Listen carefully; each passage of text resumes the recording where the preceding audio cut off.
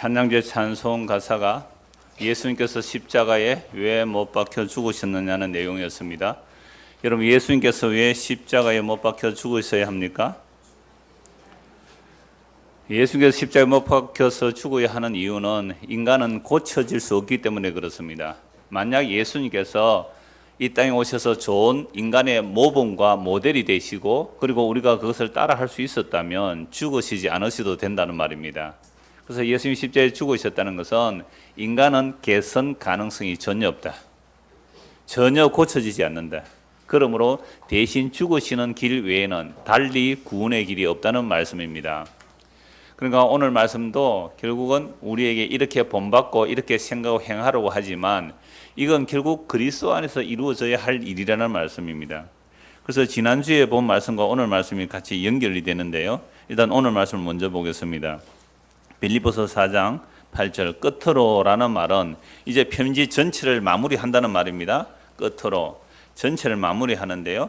형제들아, 무엇이든지 참되며 무엇이든지 경건하며 무엇이든지 옳으며 무엇이든지 정결하며 무엇이든지 사랑받을 만하며 무엇이든지 칭찬받을 만하며 무슨 덕이 있든지 무슨 기림이 있든지 이것들을 생각하라. 너희는 내게 배우고 받고 듣고 본바를 행하라. 그리하면 평강의 하나님이 너희와 함께 계시리라. 8절 끝에 보면 이것들을 뭐라고요? 생각하고 9절에는요. 내게 배우고 받고 듣고 본바를 행하라. 그리하면 평강의 하나님이 너희와 함께 계시리라 라고 말씀합니다. 이 말씀은 지난주 말씀과 연결이 됩니다. 6절 보십시오. 4장 6절 아무것도 염려하지 말고 다만 모든 일에 기도와 간구로 너희 구할 것을 감사함으로 하나님께 아뢰라. 그리하면 모든 지각에 뛰어난 하나님의 평강이 그리스도 예수 안에서 너희 마음과 생각을 지키시리라. 우리는 지난주 이 말씀을 보았습니다. 여러분, 지난 한 주간 평강하셨습니까? 지난 한 주간 평안하셨습니까? 아니면 지난 한 주간 히브리 말로 해야 되네요. 샬롬 하셨습니까?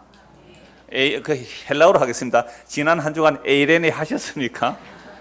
정말 하나님의 은혜 가운데 평강하셨습니까? 보세요. 가면 갈수록 내가 줄어들 걸 예측을 했는데 왜 평강 못했어요? 지난 한 주간 살면서 한 주간 다 평강하게 살다가 어제 저녁 열받아가 싸웠대요. 어제 저녁에 그걸 못 넣어가지고 그죠? 열받았다는 분들 계시던데, 자, 그럴 때 열받았을 때 어떻게 돼요? 골 못 넣어서 열받았을 때 어떻게 해야 돼요? 골 못 넣어가 열받아 어떻게 해야 돼요? 모든 일에 아무것도 염려하지 말고 아무것도 다만 모든 일에 축구 못 넣어서 열이 막 나잖아요. 그때 어떻게 해요? 모든 일에 염려하지 말고 어떻게 해요? 기도와 간구로 너희 구할 것을 감사함으로 하나님께 아뢰라. 하나님이 골 못 넣어서 열받습니다. 그럼 하나님 뭐라 하실까요? 네가 나가서 한번 뛰봐라.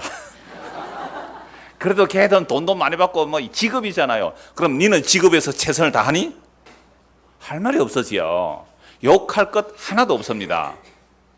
그러니까 너희 구할 것을 감사함으로 하나님께 아뢰라. 그리하면 모든 지각에 뛰어난 뭐요? 하나님의 평강이 너희의 마음과 생각을 지켜주신다라고 말씀하셨거든요. 그러면 지난 한 주간 평강하지 못하고 화가 나고 다툼이 일어난 이유는 결국 뭘 안 한 거예요? 모든 일에 염려하지 않고 기도와 간구로 하나님 앞에 감사함으로 아뢰지 않았다는 거 아닙니까? 정말로 하나님 앞에 모든 일에, 이런 모든 일이란 밥 먹을 때도 이런 밥맛 없죠? 이러면 되니까. 그래서 우리 집사님 오늘 아침에 콩잎파리 김치 담아놨던데 밥맛이 없단 말이에요. 그때 짜증나잖아요. 그때 어떻게 해야 돼요? 밥맛이 없으니까 짜증이 나죠. 그럼 어떻게 해야 돼요? 아무것도 염려하지 말고 하나님 밥맛이 없는데요. 기도와 간구로 감사함으로 하나님 참 감사한데요. 근데 밥맛이 없어요. 라고 한번 알아보세요. 그러면 갑자기 없는 입맛이 팍 돌아올까요? 가끔 그럴 수도 있고, 근데 없는 입맛이 팍 돌아오는 것이 아니라 하나님의 평강이 우리의 마음과 생각을 지켜주세요. 그럼 밥맛이 없어도 평안할 수 있고, 그죠? 밥맛이 없어도 평안할 수 있는 거죠. 이게 성도의 삶인 거죠. 그래서 모든 일이라고 했습니다. 어떤 일이라도 기도 못할 게 없어요. 아버지께 다 아뢰을 수 있지요.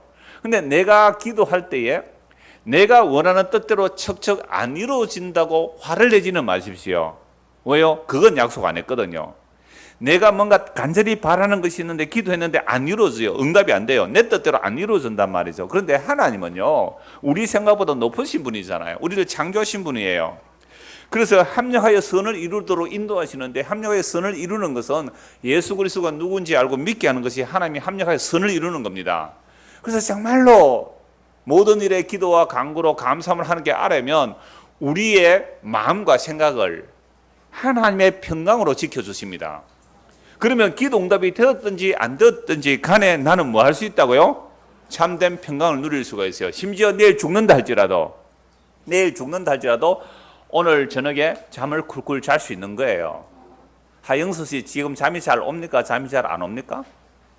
잠이 잘 안 오죠. 결혼식 일주일 정도 남으면 잠이 잘 안 와요. 저도 장가 가는 날 전날 밤에 잠을 설쳤어요. 잠이 안 오더라니까요. 장가 가는 전날 밤에. 그건 평강이 없어서 그래요. 그래서 참으로 하나님 앞에 감사함으로 간구하고 기도하면, 영수 씨 잘 들으세요?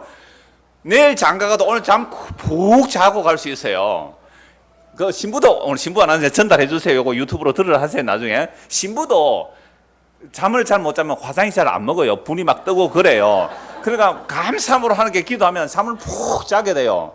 그래서 얼굴도 화장도 잘 먹는다고 그렇게 전해 주시길 바랍니다. 여러분 정말 그래요. 우리가 감사함으로 하나님께 알면 우리의 마음과 생각을 하나님의 평강으로 지켜주세요. 그러니까 베드로 같은 경우에 내일 사형을 당한다고 해도 감옥에서 쿨쿨 잘 수 있는 진짜 평강을 맛보게 되거든요. 이게 세상에 감당할 수 없는 평강을 누리는 겁니다. 이게 마땅히 누려져야 되잖아요. 오늘 결론도 마찬가지예요. 그래, 지난주 결론은 정말 감사함으로 하나님께 알면 모든 지각에 뛰어난 하나님의 평강이 우리의 마음과 생각을 지켜주시는데, 오늘 결론 먼저 봅시다. 9절에 너희는 내게 배우고 받고 듣고 본 바를 행하라. 그리하면 평강의 하나님이 너희와 함께 계시리라. 아예 하나님의 평강을 주시는 것이 아니라 평강의 하나님이 너희와 함께 있으리라. 이게 지난주하고 오늘과 다 결론이 연결되는 말씀이에요. 그래서 끝으로라고 말하는 것은 이제 편지를 마무리하는 겁니다. 편지를 마무리하면서 왜 평강을 결론으로 내리냐 하면, 빌립보 교회는요, 밖에 대적들이 있어요. 복음의 대적들이 있어요. 다른 복음 전하는 자들이 나옵니다. 그들이 교회 안으로 파고 들어와요. 그 다음에 내분이 일어납니다. 유디아 순두개가 서로 싸우고 있단 말이죠. 그러니까 교회 안에 참된 평강을 누리지 못합니다. 그러므로 사도는 그러한 환경보다 더 놀라운 참된 평강을 누리도록 권면을 합니다. 그 평강을 누리는 길은 정말 지난주 본 말씀대로 모든 일에 감사함으로 아뢰면 하나님의 평강이 우리의 마음과 생각을 지켜주세요. 자, 그러므로 우리가 참된 평강을 맛보며 신앙생활을 하는 것은 생각도 해야 되고, 오늘 말씀 보면 생각도 해야 되고 뭔가 행하여야 될 내용도 있는 겁니다. 그래서 오늘 본문 8절을 세 번역으로 제가 한 번 더 읽어드리겠습니다. 오늘 본문 8절. 마지막으로 형제 자매 여러분, 무엇이든지 참된 것과 무엇이든지 경건한 것과 무엇이든지 옳은 것과 무엇이든지 송결한 것과 무엇이든지 사랑스러운 것과 무엇이든지 명예로운 것과 또 덕이 되고 칭찬할 만한 것을, 이 모든 것을 여러분은 골똘히 생각하십시오.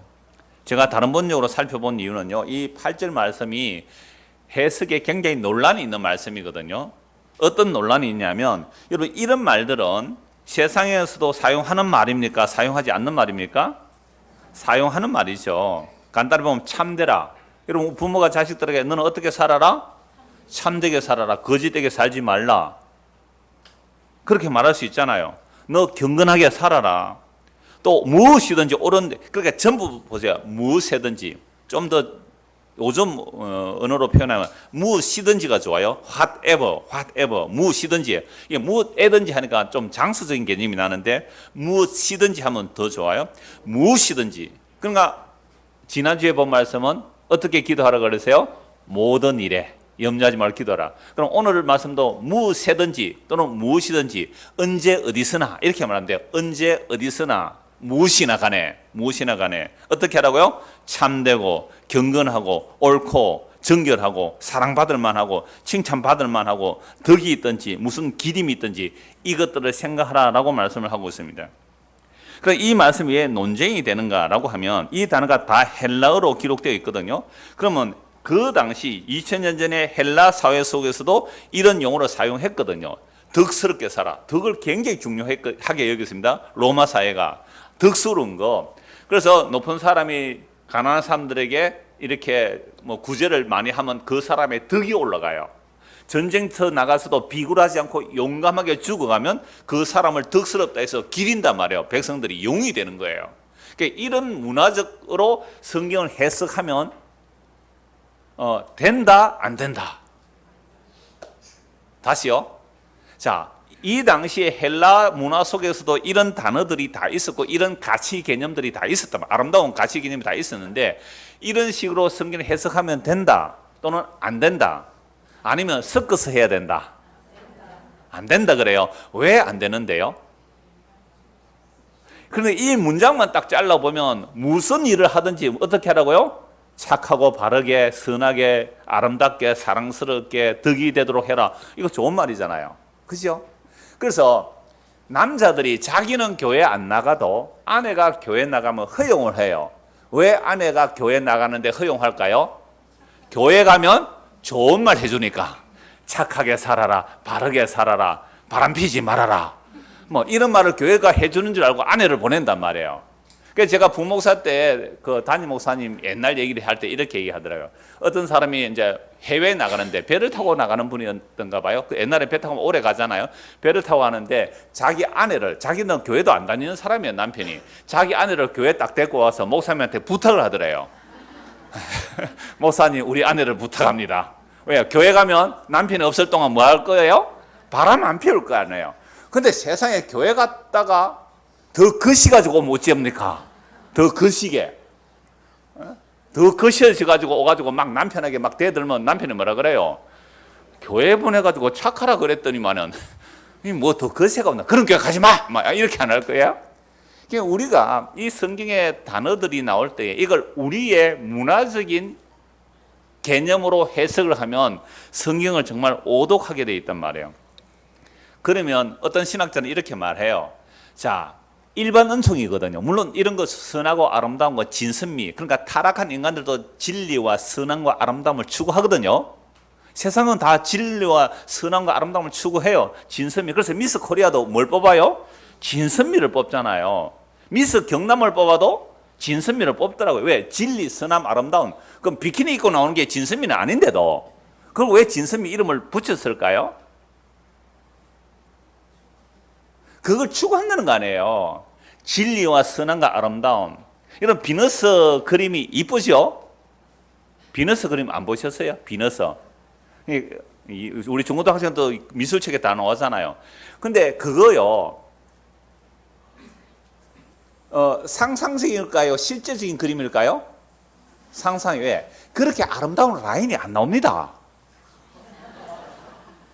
지금 이해하신 분, 웃으신 분은 이해가 되신 거예요? 그렇게 아름다운 라인이 안 나와요. 그냥 펑퍼짐하게 그런 게 맞아요. 근데 왜 그래요? 그게 진리와 선함과 아름다움을 사람의 마음대로, 그러니까 사람을 생각한 거예요. 그래서 사진을 찍어도 비율이 있단 말이에요. 황금비가 있단 말이에요. 그렇게 해서 진리와 선함과 아름다움을 찾아요. 미술에서도, 문학에서도, 영화에서도. 우리의 삶의 도덕 철학에서 다 진선미를 추구하고 살거든요. 그런 아름다움을 추구하는 것은 일반 은총이다. 그러면 일반 은총이 있기 때문에 그 일반 은총을 우리가 공유하고 함께 나눠야 되지 않느냐. 그래서 기독교가 이게 선이라고 할 때 세상에서도 선이라는 게 어떻게 맞는 부분이 있으면 같이 공유하고 나눠야 되지 않겠느냐라고 주장하는 사람들이 있어요. 굉장히 합리적이죠. 자, 그런데 문제는 우리가 흔히 말하는 일반 은총이라고 하는 세상의 선함과 도덕과 착함과 책임지심 뭐 이런 것들 우리 많이 배웠잖아요.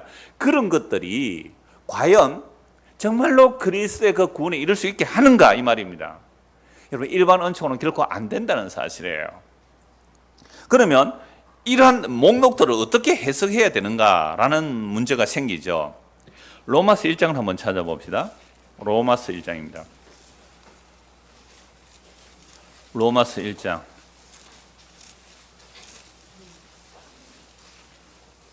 18절입니다. 하나님의 진노가 불의로 진리를 막는 사람들의 모든 경건하지 않음과 불의에 대하여 하늘로부터 나타나요. 지금 하늘에는 뭐가 지금 가득 쌓여 있는 거죠? 하나님의 진노가 막 하늘로부터 막 나타나고 있죠. 뭐에 대하여? 불의로, 의롭지 않은 불의로 진리를 막는 사람들의 모든 경건하지 않음과 불의에 대하여 하늘로부터 나타난다는 거죠. 근데 문제는 이 불의가 뭐 악한 것, 더러운 것, 추한 것, 뭐 강도, 살인, 뭐 강간, 추행 이런 것들도 불의가 되지만 문제는 가장 완벽하고 아름답다는 것들도 하나님 앞에서 불의가 된다는 거예요. 그게 문제죠. 그래서 하나님의 진노가 불의로 진리를 막는 사람들의 모든 경건하지 않음과 불의에 대하여 하늘부터 나타나네. 제가 이 말씀 드리는 이유는 세상에도 뭐가 있다고요? 선함과 아름다움이 다 있단 말이에요. 그런 걸 추구하는데 이걸로 결코 하나님의 구원에 이룰 수가 없다는 겁니다. 오히려 어떤 모습으로 흘러가는가? 19절 보십시오. 이는 하나님을 알만한 것이 그들 속에 보임이라. 하나님께서 이를 그들에게 보이셨느니라. 창세로부터 그에 보이지 아니하는 것들 곧 그의 영원하신 능력과 신성이 그가 만드신 만물에 분명히 보여 알려졌나니 그러므로 그들이 핑계하지 못할지니라. 나는 창조주 하나님을 믿지 않아요. 몰라서요. 핑계를 못하는 이유는 태양을 봐도 사람이 어떻게 저걸 만들어냈을까요? 어떻게 우연히 생겼을까요? 그러면 지구가 15도 왜 기울어져 있어요? 지구축이 딱 바로 안 세워지고 왜 지구축이 15도 기울어져 있어요? 그래야 사계절이 나와요. 그게 어떤 사람은 행성의 충돌로 애가 삐뚤하게 기울어졌대요. 그러니까 이 만물, 지구 하나를 봐도 태양과 달을 봐도 이 우주 만물을 보면 하나님이 만드신 하나님의 영원한 능력과 신성이 다 드러남에도 불구하고 사람들은요, 나 하나님 모른대요. 근데 핑계 못할 거란 말입니다. 그러니까 작은 들풀 하나를 보아도, 여러분 작은 들풀 하나를 봐도 그 들풀의 신비, 이게 어떻게 사람이 만들어낼 수 있어요? 우연히 어떻게 생길 수 있어요? 이 들풀 하나가. 자, 그래서 사람들은 이런 하나님을 안 돼요. 그냥 조물주라고 얘기해요. 흔히 조물주. 에이, 사람이 어떻게 우연히 이렇게 만들어졌겠니? 뭔가 신이 있을 거야. 하나님은 그래 사람들 하나님 안다고 해요. 21절. 하나님 안다고 해요. 사람들만. 나도 하나님 안다. 하나님 안다. 그래서 어른들도요. 그래 나도 하나님 안다. 옥황상제. 또는 뭐 천지 조물주, 천지 조화, 천지 조화하는 그 신 안다. 근데요 예수를 몰라요 사실은. 그러니까 하나님을 알되 하나님을 영화롭게도 하지 아니하며 감사하지도 아니하고 오히려 그 생각이 허망하여지며 미련한 마음이 어두워졌나니 스스로 지혜 있다 하나 어리석게 되어 썩어지지 아니하는 하나님의 영광을 썩어질 사람과 새와 짐승과 기어다니는 동물 모양의 우상으로 바꾸느니라. 결국 인간들이 천지 만물의 그 하나님의 솜씨를 보는 것이 아니라 그 모든 우주 만물들의 모습을 보면서 하나님을 안다라고 하는데 오히려 그들의 생각이 허망하여져서 하나님의 영광을 뭐로 바꿔버렸어요? 썩어질 사람. 여러분 사람은 썩어지죠. 썩어질 사람과 새와 짐승의 동물 모양의 우상으로 바꿔버렸어요. 그 하나님의 그 영광과 신성이 창세로부터 모든 우주 만물에 다 드러나 있단 말이죠. 어마어마한 우주의 크기를 보고서도 하나님을 알 수 있고 정말 오늘 피었다가 내일 지는 들풀 속에서도 하나님의 영광을 볼 수 있어야 되는데 인간들은 이런 하나님의 영광을 뭐로 바꿔치기 해버렸어요? 썩어질 사람과 우상의 모양으로 바꿔치기 해버렸어요. 그래서 이렇게 타락한 인간들은 결국 하나님께 영광을 돌리는 것이 아니라 이 피조 세계를 자기의 탐심을 위하여 착취하고 남용하고 오용하고 있어요. 그래서 이렇게 타락하여 자기 자신이 신이 되어서 자기 자신을 우상으로 섬기고 사는 인간들 안에도 뭐가 있다 그랬어요?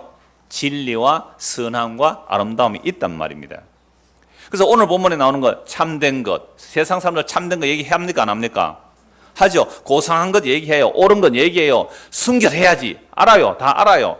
사랑스러운 것. 근데 요즘은 그래요. 야, 뭐 순결 그런 게 어디 있느냐? 우리 중고등학생도 잘 들으시죠? 처녀총각 잘 들으시죠? 순결한 거 그런 거 어디 있느냐? 요즘은 그런 거 없다.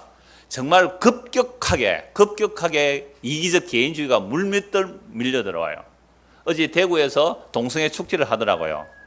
정말 성적 소수자가 있어서 고통 가운데 있는 사람이 있을 수 있어요. 정말 우리도 그들을 안타깝게 여기고 정말 기도할 수 있어요. 그런데 이제는 노골적으로 그냥 축제를 해요. 축제를. 온갖 이상한 퍼포먼스를 다 하고 있단 말이에요. 이게 뭐예요? 자기들은 이게 옳다는 거예요. 왜 우리가 틀렸느냐? 태어날 때부터 내가 성적 지향이 그러한데 내가 뭐가 잘못됐느냐라고 생각해요. 그리고 인간들은 아담의 타락 이후로 모두가 타락했기 때문에 자기가 옳지 않다는 것을 인정 안 해요. 나는 언제나 옳다고 생각하는 겁니다. 그래서 사람들이 옳다고 주장하는 것이 하나님 보실 때는 뭐예요? 그게 죄라 이 말입니다. 악이란 말이에요. 순결한 것, 사랑스러운 것, 영예로운 것, 덕스럽고 칭찬할 만한 것들 사람들이 타락한 인간들도 다 생각하고 추구하며 살아가요. 심지어 정의도 말해요. 자스티스, 정의. 여러분 그 하버드 대학 교수 마이크 샌들 교수가 정의란 무엇인가? 미국에서는 10만 부 팔렸는데 우리나라는 100만 부 팔렸대요. 뭐 옛날 기록인데요. 그러니까 우리나라가 이거 사실 몇 년, 4, 5년 전에 나온 책인데 우리나라가 뭐가 많이 없었다는 갈망이에요? 정의가 없었다는 갈망이에요. 그래서 우리나라에서 조사를 해보니까 우리나라 법원이 정의가 있느냐라는 질문에 신뢰 못하겠다는 게 65%가 넘어요. 그러니까 65%는 무전 유죄라는 거죠. 가장 큰, 그러니까 현대사회, 옛날에는요, 개인이 복수를 했습니다. 그죠? 개인이 복수를 해요. 누가 나를 해치면 내가 가서 복수를 했어요. 근데 그게 국가가 만들어지면서 개인 복수를 금합니다. 아무리 내가 억울해도 개인 복수하면 그거 감옥에 갑니다. 개인 복수를 안 하고 누가 해요? 법이 하잖아요. 그럼 법을 신성화시킵니다. 법을 거룩하게 만들어버려요. 그러니까 거룩한 결정이기 때문에 법원의 판단에 대해서 더 이상 이의를 못 걸도록 하죠. 이게 오늘날 폭력을 방지하기 위해서 법을 만드는죠. 그런데 법조차도 정의로워요, 정의롭지 않아요? 정의롭지 않다는 거 여러분 다 알잖아요. 그러니까 세상의 정의를 말하는 가장 정의의 보루가 될 법원조차도 우리는 인정을 못 받고 있거든요. 그래서 이 하버드 교수가 이 정의란 무엇인가 책을 썼는데 그 안에 우리 중고등학생 한번 대답해 보세요. 잘 듣고 대답해 보세요. 자, 열차가 가는데 이 브레이크가 고장이 났어요. 그러니까 쭉 가면 앞에 5명이 공사를 하고 있어요. 그대로 다 5명은 몰라요. 지금 열심히 일하고 있으니까. 5명이 치여 죽는데 거기서 바로 그 앞에 비상로가 있어서 열차 운전수가 방향만 틀면 거기에는 1명이 일하고 있어요. 1명을 죽일 수 있어요. 여러분들이 열차 운전수예요. 어디로 방향을 꺾어야 돼요? 에? 어디로 방향을 꺾어야 돼요? 5명 죽이는 일, 1명 죽이는 일. 1명 죽이는 일로 가는 게 맞아요? 대답을 안 하는 이유는 알겠어요. 이 말 하면 또 무슨 공격할까 싶어서 대답을 못 하는 것 같은데. 여러분들이 기관사람 어떻게 하겠어요? 5명 죽이는 거 맞아요? 1명 죽이는 게 맞아요? 1명 죽이는 게 옳다라고 생각하죠. 그게 옳다라는 것을 누가 준 생각이에요? 그 다음에 또 같은데 이제 철로 위에, 그러니까 밑에 기차가 지나갑니다. 위에 이제 철로가, 위에 육교가 있죠. 육교에서 되게 덩치 큰 사람과 좀 자그마한 사람이 있어요. 근데 이 열차가 달려가는데 앞에 역시 5명이 일하고 있습니다. 그런데 덩치 큰 사람을 밀어 떨어서 열차 앞에 탁 부딪히게 하면 살릴 수 있어요. 그런데 작은 내가 떨어지면 열차를 못 멈춰요. 그런데 내가 그 큰 덩치 큰 사람 확 밀어버려야 돼요. 그래서 그 사람이 떨어지면 열차가 멈출 수 있어요. 이거 밀어야 됩니까? 안 밀어야 됩니까? 밀어야 돼요. 왜? 네. 아니, 나는 열차 위에 있어요. 나는 열차 위에 있어요. 그러니까 육교 위에 있어요. 육교에서 내 옆에 덩치 큰 사람 밀어버리면 5명은 살리시고 1명 죽이는 거죠. 그럼 어떻게 해야 돼요? 그래, 네가 뛰어내리지. 내가 뛰어내면 열차를 멈출 수가 없어요. 덩치 큰 사람 밀어 떨어야 돼요. 이거 답하라고 한 질문이 아니에요. 도대체 정의가 뭐냐를 생각해 보라는 거죠. 근데 우리는 대부분 어떻게 생각해요? 1명 죽이고 5명 살리는 게 좋다라는 생각을 해요. 이걸 공리주의라 그래요. 여러분 밴드밀 그런 얘기 들어보셨죠? 최대 다수의 최대 행복. 그래 성소수자들은 이걸 들고 일어나는 거예요. 왜 최대 다수, 그러니까 이성애자가 많다고 우리를 정지하느냐? 왜 소수자를 정지하느냐라고 얘기하면 그들도 논리는 일리가 있단 말이에요. 그러니까 제가 이 질문을 드리는 이유, 우리끼리도 지금 뭘 하고 있어요? 정의를 얘기해요. 선하고 바르고 옳다는 것을 얘기를 합니다. 근데 진짜 뭐가 선한 거예요? 뭐가 선한 거예요? 지난주에 그 설전이라는 거 제가 가끔씩 보는데요. 그 설전을 보면 진보와 보수 논객이 나와서 이제 구라가 구라 풀면서 사회를 해요. 김구라가 이렇게 하는 내용인데 그 설전을 한 번씩 보는데요. 논쟁을 보는 거죠. 저는 논쟁을 어떤 주장을 펼치는지. 자, 그 프로그램에서 두 사람 진보와 보수 논객 지나고 나니까 또 누구를 초청했나니까 독일 사람, 독일어는 기자예요. 일본인 교수. 이 사람은 한국으로 기여한 일본인 교수예요. 그다음에 중국인 교수예요. 그 미국인 대학원생. 이 네 사람을 초청해서 현재 남북의 문제를 이야기를 하는 거죠. 여러분, 이 네 명이 우리 남북의 문제를 어떻게 풀어나갈까요? 누구 중심으로 볼까요? 자기들 중심으로 봐요. 일본은요, 통일 안 되기를 그렇게 원한대요. 왜 일본은 통일 안 되기를 원하냐면 우리가 지금 38선이 꺼져 있잖아요. 그러니까 38선이 꺼져 있으면 밑에는 그래도 자기 편이라는 거죠. 근데 만약 통일돼 버리면 38선이 어디까지 내려와요? 제주도까지 내려와요. 독도까지 38선에. 그럼 자기들은 바로 적과 대치하게 된다는 개념이죠. 그러니까 일본은 굉장히 두려워한대요. 통일되는 것을. 너무 싫어하는 거죠. 그러니까 중국은요, 또 중화 중심으로 해석해요. 독일 사람은요, 또 트럼프만 별로 안 좋게 보는 그런 얘기를 하고요. 미국 사람은요, 또 미국 사람대로 얘기를 해요. 그러니까 실제 우리는 남북한이 대치되어 있는 남북한의 우리의 문제를 볼 때에 네 개 나라의 사람들은 다 누구 중심으로 봐요? 자기 중심으로 봐요. 그러면 뭐가 과연 진리입니까? 뭐가 옳은 거예요? 뭐가 선한 거예요? 그래서 제가 종종 얘기를 들으죠. 여러분, 안중근은 우리나라에서는 뭐가 돼요? 의로운 선배예요. 의사. 이또 히로부미를 그냥 총으로 쏘아서 죽였잖아요. 우리는 의로운 선배라 그래요. 그 일본 사람들은 안중근 의사를 뭐라고 보겠습니까? 테러범으로 본다니까요. 도대체 뭐가 선해요? 뭐가 의로운 거예요? 우리끼리 사는 세상 속에서. 자, 그래서 남한에 옳은 것하고 북한에 옳은 것이 달라요. 한국의 명예로운 것과 일본의 명예로운 것이 다르고요. 중국의 덕스러운 것과 미국의 덕스러운 것이 달라요. 그러므로 복음을 듣는다는 것은 우리가 평소에 옳다고 생각하는 그 모든 이론들이 무너져 내리는 겁니다. 그래서 방금 우리가 빌립보서 4장 8절의 말씀을 해석이 그렇게 큰 해석의 싸움이 일어나겠죠. 자, 우리도 세상에 있는 가치를 추구하자가 나올 수 있고, 아니야, 그런 가치가 아니야 라고 말할 수 있단 말이죠. 그래서 저는 후자죠. 고린도후서 10장을 한번 찾아봅시다. 고린도후서 10장. 그러니까 선하고 옳다는 얘기가 굉장히 많이 나오는데 성경에 이게 과연 어떻게 해석해야 되느냐의 문제예요. 고린도후서 10장 4절입니다. 우리의 싸우는 무기는, 이 싸움은 무기가 아니죠. 우리가 싸우는 무기는 육신에 따라 싸우지 아니합니다. 3절. 우리가 육신으로 행하나 육신에 따라 싸우지 아니하노니. 4절. 우리의 싸우는 무기는 육신에 속한 것이 아니요 총과 칼, 금이 아니라는 거죠. 오직 어떠한 견고한 진도 무너뜨리는 하나님의 능력이라. 이게 복음입니다. 이 복음이 우리의 무기예요.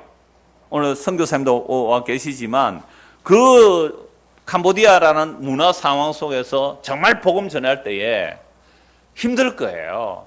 그냥 가서 좋은 것, 그저 그 나라 사람들이 귀하다 가치 있는 것 준다면 좋아할 거예요. 근데 진짜 복음 준다면요 힘들어요. 가끔 메일도 이렇게 주고받고 제가 가서 통해서 보는데 그 말씀들을 하세요. 나는 정말 복음을 전하기 위해서 이들에게 선을 베풀었는데 그들이 그걸 얼마든지 이용할 수 있거든요. 이거 어떻게 해야 되느냐는 거죠. 그래서 보세요. 우리가 싸우는 무기는 육신에 속한 것이 아니고 오직 어떠한 견고한 진도 무너뜨리는 하나님의 능력이라. 이 복음이란 말이죠. 모든 이론을 무너뜨리며 하나님을 아는 것을 대적하여 높아진 것을 다 무너뜨리고 모든 생각을 사로잡아 그리스도에게 복종하게 하니. 자, 그러면 세상에서 정말 진리를 추구하고 선하고 아름답게 사는 사람 보고 우리는 당신 그렇게 살면 지옥 갑니다, 회개하고 예수 믿어야 합니다 라고 하면 그 사람이 우리를 보고 뭐라 그럴까요? 니는 내보다 바르게 살지도 못하면서 니나 잘 살아라, 나는 내가 착하게 살고 내 천국 가겠다, 이럴 수 있잖아요. 그러니까 이게 문제란 말이에요. 그러니까 하나님 앞에서 세상에 아무리 진리와 선함과 아름다움과 정의로 무장하고 섰다 할지라도 그것 자체가 우상숭배이기 때문에 그런 생각과 이론들을 무너뜨리는 것이 뭐라고요? 복음이라는 거죠. 그러나 여러분들 뭐 꼭 예수 안 믿어도 그냥 다 착하게 살면 천국 갑니다. 옛날 추기경이 이런 얘기를 했어요. 그냥 착하게 살면 천국 갑니다. 이게 바로 무너져야 할 내용이거든요. 무너져야 할 세상의 이론이고 세상의 생각이란 말이죠. 그래서 우리가 하나님을 대적하여 하나님을 아는 것을 대적하여 높아진 우리의 이론과 생각들이 무너져서 그 모든 생각이 사로잡아 그리스도에게 복종하게 되어야 돼요. 그럼 오늘 저와 여러분은 나는 그동안 착하게 살아왔습니다, 바르게 살아왔습니다 라는 것들이 무너져서 그 내 착하고 바르게 살아온 것이 예수를 십자가 못 박아 죽인 죄가 됩니다 라고 복음을 듣고 그 앞에 무릎을 꿇는 것이 이 역사 속에서 일어나는 사람들이 예수 믿는 사람이에요. 그런데 대부분 이렇게 말하죠. 야, 교회 다니는 너희들 보니까 내보다 훨씬 못하대. 너희가 천당 간다면 나는 만당 간다. 여러분, 그런 소리를 듣는 것은 우리가 잘못한 건 맞습니다. 오늘날 이 땅에 기독교가 개독교라는 소리를 듣는 이유가 우리가 세상에 그들보다 더 탐심을 가지고 살았고 더 세상 것을 추구하기 때문에 그런 욕을 얻어먹는 것은 지극히 마땅해요. 그러나 그런 욕 안 얻어먹는 게 마땅하죠. 정말 예수의 십자가, 그 넘치는 십자가가 우리에게 있다면 세상의 어떤 윤리 도덕보다 옳은 것보다 더 옳게 윤리 도덕자가 살았다 할지라도 그것이 내가 하나님 앞에 들고 나갈 수 있는 의는 결코 아니라는 사실입니다. 그런 의를 의지하면 결코 안 돼요. 그래서 로마서 10장에 보면 유대인들이요 율법을 완벽하게 지켰어요. 도둑질 살인 간음 안 했습니다. 세상 사람들 볼 때 얼마나 경건하고 거룩하게 수일 안식을 잘 지키고 11조 잘하고 구제헌금 잘하고요 금식을 일주일에 2번씩이나 하고 그렇게 열심히 하나님 앞에 의롭고 바르게 살았는데 그들은 하나님의 의를 모르고 하나님의 의는 예수를 믿음으로 의롭다를 받는 것인데 이 하나님의 의를 모르니까 자기 의를 세우고 열심히 달려갔는데 그것이 하나님의 의를 배척한 일이다 이 말입니다. 우리가 오늘 로마서 빌립보서 4장 8절에 읽었던 그 모든 아름답고 덕스러운 것들을 우리의 문화적인 가치관으로 우리의 문화적인 해석을 하면 정말로 성경을 오독하는 거예요. 그러면 이 내용들이 도대체 뭡니까? 그래서 다시요. 우리의 싸우는 무기는 고린도후서 10장 4절 우리의 싸우는 무기는 육신에 속한 것이 아니고 오직 어떤 견고한 진도 무너뜨리는 하나님의 능력이라. 모든 이론을 무너뜨리고 하나님을 아는 것을 대적하여 높아진 것을 다 무너뜨리고 모든 생각을 사로잡아 그리스도에게 복종하게 하는 것, 이게 복음이에요. 대한민국에서 아주 가치 있는 덕이 뭐예요? 대한민국의 덕이 뭐예요? 대한민국의 오름이 뭐예요? 그런 자들에게 복음을 전하면 그 아름답고 덕스럽다는 것이 복종하여 예수 그리스도 십자가에 무릎을 꿇는 것이지 그동안 내가 착하고 바르게 살아온 것들 이게 틀렸구나 이제는 나는 내 마음대로 살겠다 그거 아니잖아요. 그래서 무엇이든지 어떻게 생각해야 되는가 무엇 생각해야 되는가 이거 지금 무엇이든지 생각하라. 무엇이 선한지 아름다운지 덕스러운지 사랑스러운 것인지 명예로운 것이 생각하라. 이 얘기는 세상 가치관으로 생각하면 안 된다 이 말입니다. 그런 세상 가치관으로 무장되어 있는 우리의 생각들을 이론들을 복음으로 무너뜨려서 그리스도에게 복종하게 되어야 돼요. 성도는 이 세상 속에서 나의 의라는 것들이 무너지고 예수님 앞에 무릎을 꿇게 되는 거 이게 예수 믿는 겁니다. 자, 간단하지요? 그동안 오늘 아침까지 내가 이게 옳다라는 것 우리가 복음 듣고 옳다라는 그것도 오늘 또 무너져야 됩니다. 우리의 복음적 지식도 무너지는 거죠. 그래서 내가 그래서 날마다 무너지는 겁니다. 그래 예수를 믿습니다 이 말은 나는 날마다 무너져야 합니다. 고정된 것을 붙들면 그게 우상이라 그랬어요. 나는 오늘도 십자가 앞에 무너져야 됩니다. 나는 오늘도 십자가 앞에 무릎을 꿇습니다. 여러분 이게 예수 믿는 현재형이에요. 내가 이루었다 하는 것도 아니고 다 얻었다 하는 것도 아니라 오늘 다시 10년 동안 내가 하나님 앞에 열심히 한 그거 다 무너져야 돼요. 그러면 나는 우리 넓은 교회에서 10년 동안 또 복음 들었는데요. 그거 오늘 어떻게 해야 돼요? 무너져 내려야 십자가에 무너져 내려야 돼요. 그래서 이렇게 무너져 내려서 우리가 주님 앞에 무릎을 꿇을 때에 6절 보십시오. 너희의 복종이 온전하게 될 때. 그럼 우리의 복종은 뭐예요? 그동안 내가 의롭다고 하나님을 대적하게 높은 내 생각과 이론들이 다 무너지고 깨어져서 십자가 앞에 무릎을 꿇을 때, 이게 복종이에요. 너희의 복종이 온전하게 될 때에 모든 복종하지 않는 것을 벌하려고 준비하는 중에 있노라. 그럼 주님 오실 때에 어떤 자를 벌 주겠어요? 자기 의를 가지고, 자기 정의를 가지고, 자기 선함과 의로움과 명예로움과 자랑성을 붙들고, 그걸 붙들고 있는 자들을 벌할 거예요. 그래서 바울 사도는요, 정말 외모로 볼품 없었어요. 12사도도 아니었잖아요. 그러니까 사람들이 고린도 교회 복음을 전해놓는데 다른 사람에서 바울은 사도도 아니다 하니까, 또 자기들은 나는 예루살렘 교회에서 추천장, 사도들의 추천장 가지고 왔다. 봐라, 이거 추천장. 이게 추천장이다. 그러니까 이렇게 외모를 추구하는 자들에게 바울이 책망하는 거예요. 오늘도 마찬가지입니다. 우리가 예수를 믿는다는 것은 우리가 그동안 나의 의라고 싸워왔던 그 모든 것들이 무너져 내리는 거예요.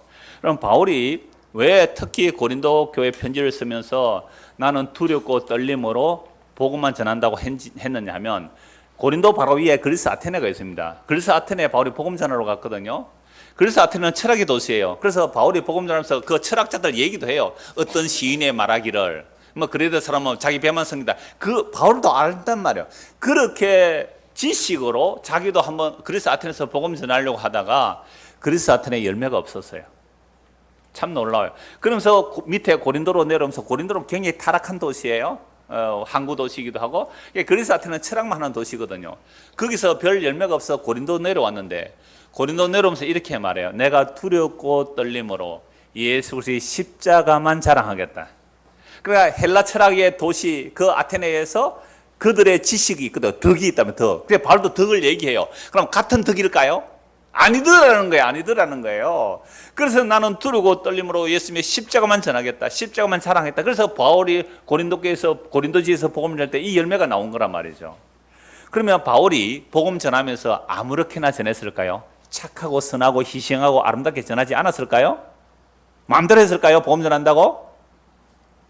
다시, 여러분, 정말 선함과 덕함과 아름다움을 가지고 그 그리스 아테네에서 복음을 전해보니까 됐어요? 안 됐어요? 안 됐어요. 그러면 고린도 교회에서 십자가 복음을 전해요.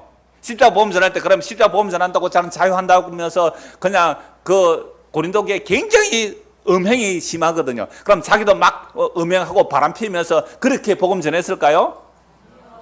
아니겠지요. 아니요 하면 그 말 하려고 제가 지금 방금 말씀드린 거예요. 6장 보십시오. 고린도서 6장 어떻게 복음 전했는지. 고린도서 6장 3절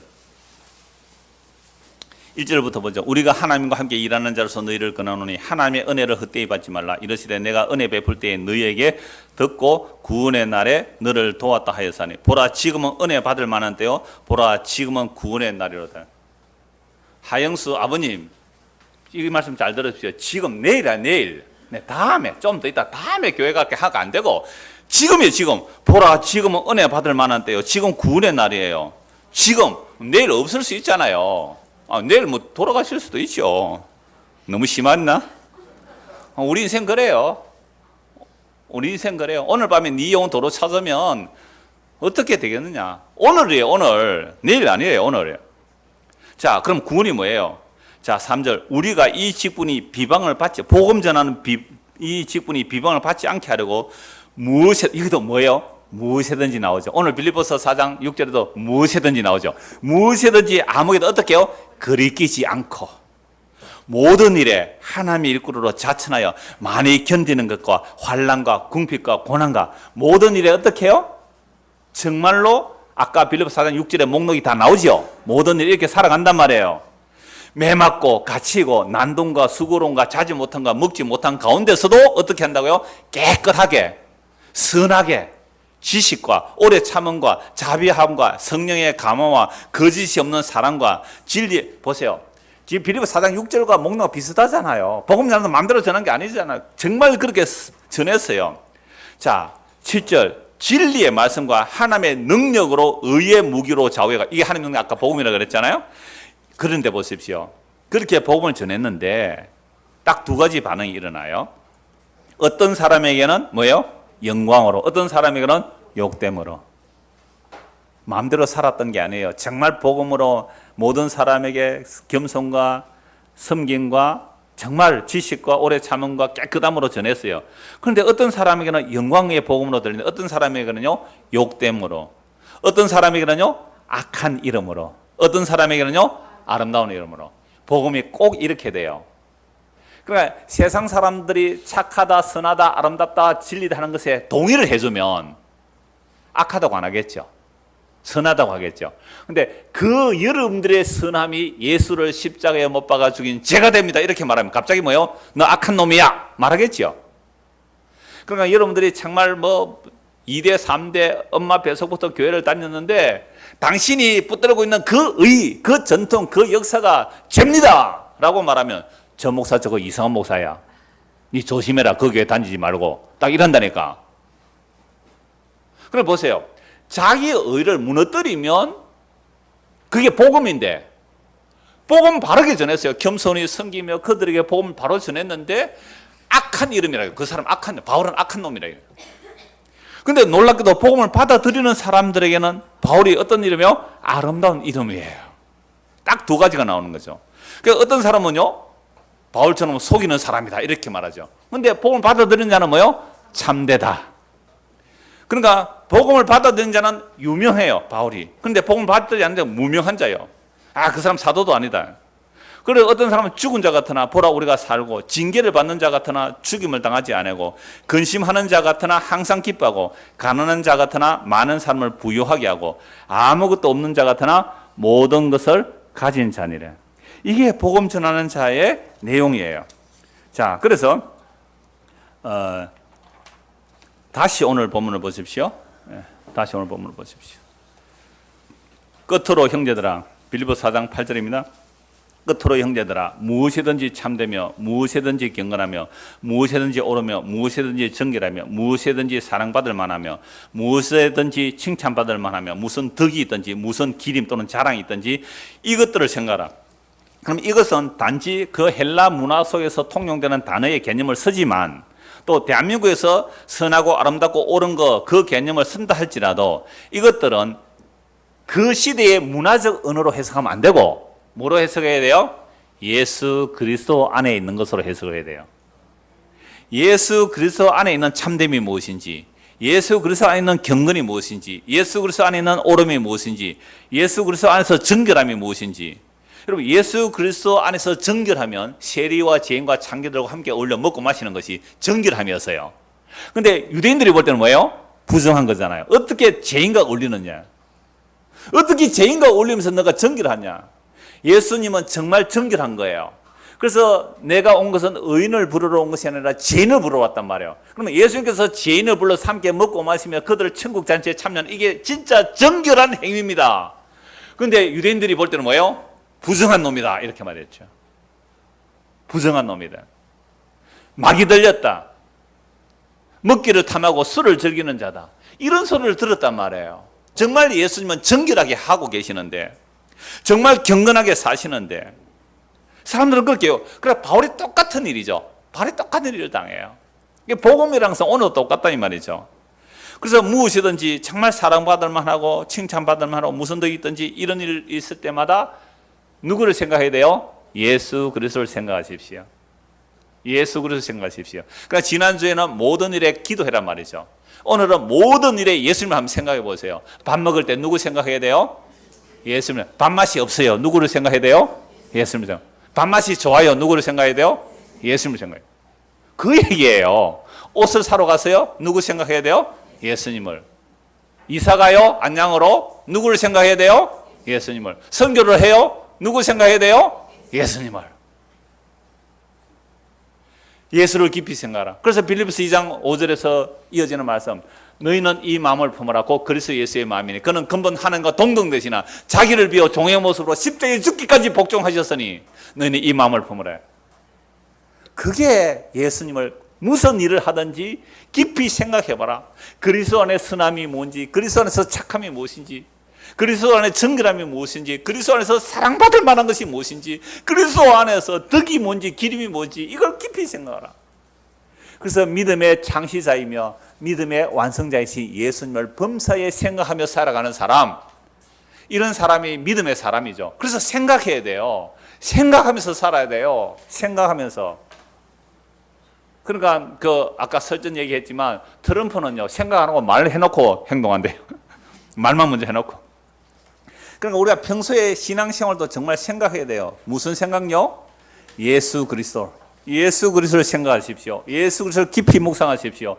예수 그리스도가 이럴 때에 나에게 뭘 말씀하실까 생각하면서 사십시오. 범사에 예수님께서 뭘 하셨는지 그러면 돼요. 그러면 평강 가운데 우리를 지켜주실 거예요. 그래서 9절 보십시오. 너희는 내게 배우고 받고 듣고 본바를 행하라. 여러분, 사도를 본받으라는 말이 아닙니다. 사도가 그리스도를 본받은 것처럼 우리가 그리스도를 본받으라 이 말이죠. 그러니까 사도, 그리스도의 보냄을 받은 자에게서 배우고, 바울이 이 복음, 우리가 신약 가장 많은 게 바울의 서신이잖아요. 바울은 그리스도에게서 배우고 그리스도에게서 받고 그리스도 듣고 그리스도 본 것을 우리에게 전하죠. 자, 그리하면 평강의 하나님이 어떻게 하시려고요? 너희와 함께 계시리라.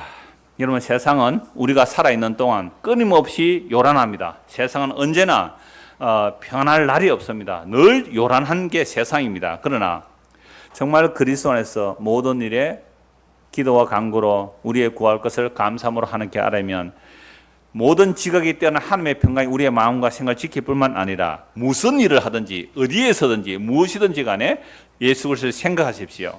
그렇다면 그게 바로 그리스도를 믿고 따라가는 삶이고 사도들의 그 복음을 듣고 받고 그렇게 따라가는 사람들이죠. 그리하면 평강의 하나님이 너희와 함께 하시리라. 자, 그래서 우리가 이 역사 속에서 예수를 믿는다는 것은 이 길을 가게 되어 있어요. 그러니까 여기서 또 생각하고 행하라 본받으라 하니까 야, 우리 자신이 없는데요. 그런 분이 또 나오실 거예요. 그런데 여러분, 성경의 모든 약속은 하나님의 약속이에요. 하나님께서 그리스도 안에서 약속하신 것이고 그리스도께서 하나님의 약속을 다 이루셨어요. 그리스도께서 하나님의 약속을 다 이루신 것이 십자가이고요. 십자가에서 그리스도 하나님의 약속을 다 이루셔서 그걸 우리에게 선물로 주시는 분이 성령님이에요. 그래서 삼위 하나님이 다 일하세요. 설계자가 누구에게요? 설계자? 하나님이세요. 그리고 친히 그 사역을 감당하신 분이 예수님이시고요. 그 예수님이 하신 일을 그리스도의 영이 우리에게 오심으로 이 일을 오늘 이 역사에서 우리에게 이루어 가고 계세요. 그래서 우리의 마음과 생각을 지키면서 주께서 이 길을 인도하시는 겁니다. 그래서 무슨 일을 하든지 먹든지 마시든지 무엇을 하든지 뭐가 참됐냐, 뭐가 경건한지, 뭐가 옳은지, 뭐가 정결한지, 무엇이 사랑받을 만한지, 무엇이 칭찬받을 만한지, 무슨 덕이나 무슨 기림이 있든지 이런 내용을 깊이 생각하라는 것은 즉 예수 그리스도를 생각하는 거죠. 그렇게 생각하면요, 그리스도로 그게 본받는 삶이란 말이죠. 이것은 단지 그리스도나 사도가 우리의 모델이 된 거 아닙니다. 제가 처음 설교 시작할 때에 예수가 왜 죽어야 되죠? 그리스도가 왜 죽어야 되죠? 우리를 고칠 수 있거나 우리가 그리스도를 따라갈 수 있다면 예수는 죽지 않아도 돼요. 시범 조교만 되면 됩니다. 시범 조교. 군에 가면 시범 조교가 있어요. 숙달된 조교로부터 시범 믿겠다고. 그래서 찔러총을 이렇게 이걸 잘 보고 따라하는 거죠. 그러면 따라하면 되는 거죠. 여러분, 예수는 따라할 모델이 아니라는 거죠. 치료할 수 없는 우리이기에 주께서 우리를 구원하러 오시는 길이 뭐예요? 그의 죽으심이에요. 그러면 그의 죽으심은 자기 자신을 우리에게 나누어 주고 우리와 하나에 우리를 짊어지시고 생명의 길로 가는 거죠. 그러니까 우리를 짊어지고 나눠주고 가기 때문에 우리가 그리스도 안에 있기에 그리스도의 그 넘치는 사랑이 우리에게 임하게 되는 겁니다. 그래서 주께서 나를 이 길로 이끌고 가시군요를 알게 하시고 믿게 하시는 거죠. 이게 바로 십자가가 넘쳐나는 겁니다. 그러니까 우리는 걱정하고 두려워하지 마세요. 목사님, 나 그렇게 안 되는데요. 안 되는 줄 사도가 알까요, 모를까요? 알아요. 예수님이 알까요, 모를까요? 알아요. 그래서 빌립보서 1장 6절 말씀 보겠습니다. 빌립보서 1장 6절 같이 한번 읽겠습니다. 너희 안에서 착한 일을 시작하신 이가 그리스도 예수의 날까지 이루실지를 우리는 확신하노라. 예, 아멘. 너희 안에서 착한 일을 시작하신 이가 그리스도 예수의 날까지, 그리스도 그 영광의 날까지 이루실 줄 확신하노라. 주님께서 이루어내세요. 그러므로 성도는 이런 말씀들이 이루어지는 과정을 이 역사 속에서 살아내는 겁니다. 그런 자들은 주님을 생각해 보십시오. 일상 모든 사건, 상황, 언제 어디서나 주님을 생각하십시오. 기도하십시오. 그러면 알게 해주세요. 뭘 알게 해주실까요? 그리스도가 어디에 계시는지 알게 해주세요. 그리스도가 이 땅에 오셔서 하나님의 강력한 일이 그리스도의 죽으심과 부활과 성천이에요. 에베소서 1장에 나와요. 그런데 놀랍게도 2장에는요, 우리와 함께 죽음과 부활과 성천이 함께 하늘에 앉혀져 있어요. 그래서 우리의 신분이 어디에 있어요? 하늘에, 하나님의 보좌 우편에 그리스도 안에 감춰져 있단 말이에요. 이거 알고 확인했다면, 정말로 성령의 역사로 이걸 믿는다면 지금 나에게 일어나는 모든 일들은 사소해요, 커요? 장가가는 일도 사소해요. 진짜 시집가는 일도 사소해요. 정말 사소해요. 내가 그리스도와 함께 영광 중에 그 영광의 보좌에 앉혀져 있다는 거예요. 이미 완료됐다고 해요. 그게 묵시예요. 그런데 이 역사 속에서는 살아내야 돼요. 왜? 우리 어디 가서 살 사람들이요? 영원한 천국에서 살 사람들 안 해요. 천국에 가서 시시껄렁하니 이게 네 끼가 내 끼가 뭐 이래 쌓고 살겠어요? 이 경상도 사투리입니다만, 이게 너의 것이니 나의 것이니 이러면서 살겠어요? 천국에서? 예수 그리스도가 만유세요. 예수 그리스도가 전부예요. 그리스도 없으면 아무것도 없어요. 그리스도 계시면 전부가 있는 겁니다. 그 그리스도가 이미 영광의 보좌에 계십니다. 그뿐 아니라 자기 백성도 함께 그곳에 앉히신 것입니다. 그러면 무엇이든지 기도하고 무엇이든지 그리스도를 깊이 생각하며 살아가면 이미 묵시로 완료된 그 일들이 말씀과 성령으로 우리에게 확인이 되기에 지금 여기서부터 세상이 알 수도 없고 세상이 줄 수도 없는 참된 평강을 맛보며 누리게 됩니다. 그러므로 평강의 하나님이 너희와 함께 하시리라. 이 말씀이 우리 안에 실제가 되기를 소원합니다. 기도하겠습니다. 하나님 아버지, 세상은 참 요란합니다. 내 중심으로 세상을 보면 나는 평안도 없고 감사도 없고 힘들고 고통스럽고 아픈 것만 가득할지라도, 그러나 모든 일에 감사로 하나님께 아뢰고 그리스도를 생각하면 이미 우리가 그리스도와 함께 영광 중에 앉혀져 있다는 그 사실로 인하여 우리의 환경을 뛰어넘을 수 있는 하나님의 평강이 우리 안에 있겠사오니 이 놀라운 평강을 우리에게 허락하여 주시옵소서. 예수 그리스도를 받들어 기도드리옵나이다. 아멘.